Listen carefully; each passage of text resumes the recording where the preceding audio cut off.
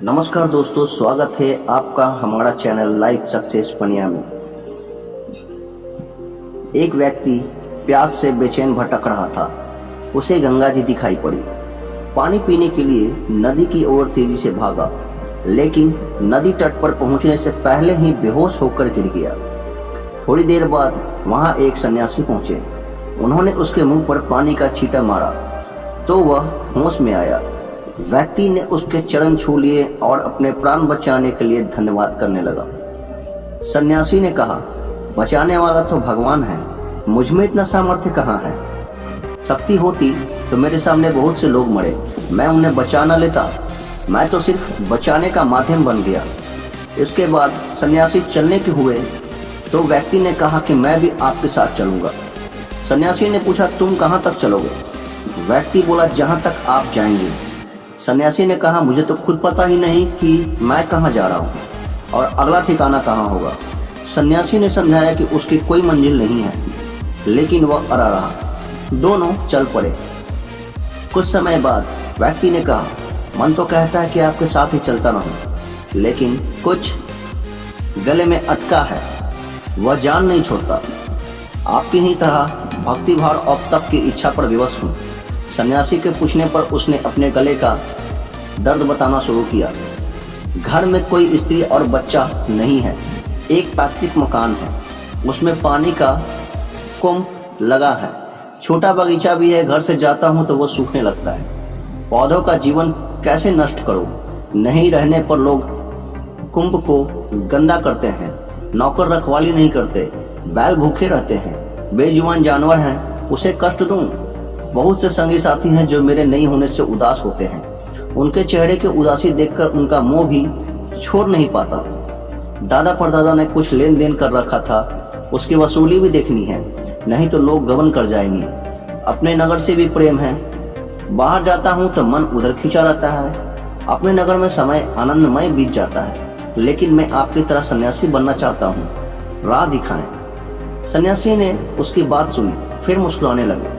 उन्होंने कहा, जो तुम कर रहे हो वह जरूरी है। तुम सन्यास की बात मत सोचो, अपना काम करते रहो। व्यक्ति उनकी बात समझ तो रहा था, लेकिन उस पर सन्यासी बनने की धुन भी सवार थी।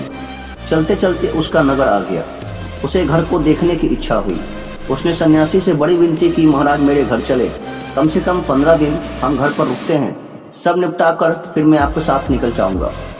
सन्यासी मुस्कुराने लगे और खुशी खुशी तैयार हो गए। उसकी जिद पर सन्यासी रुक गए और उसे बारीकी से देखने लगे।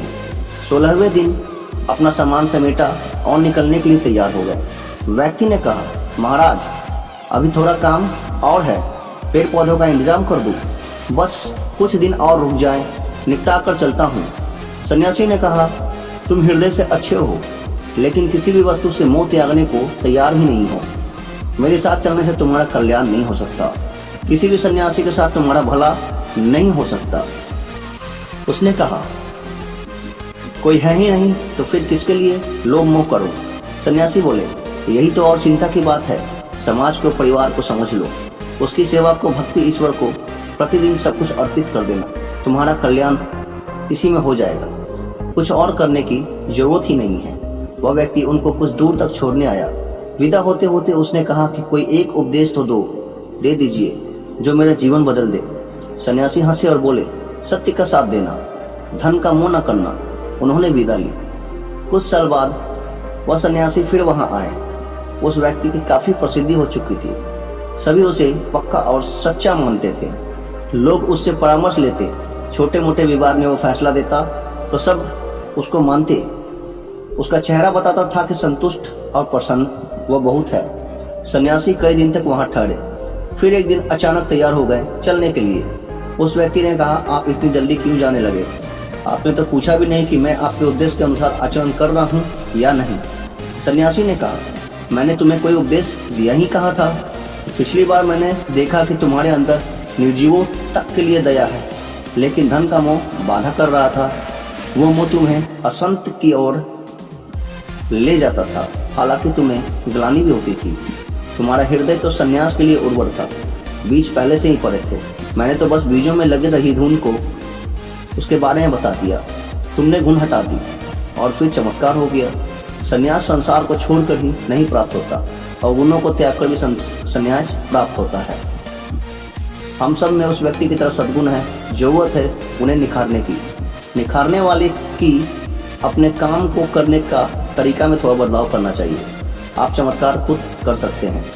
एक बदलाव आजमाइए, हर किसी से प्रेम से बोले, उनसे ज्यादा मीठा बोलोगे जिन पर आपका शासन है। आप में जो मधुरता आ जाएगी वह जीवन बदल देगी। कम से कम इसे आजमा कर देखिए। धन्यवाद।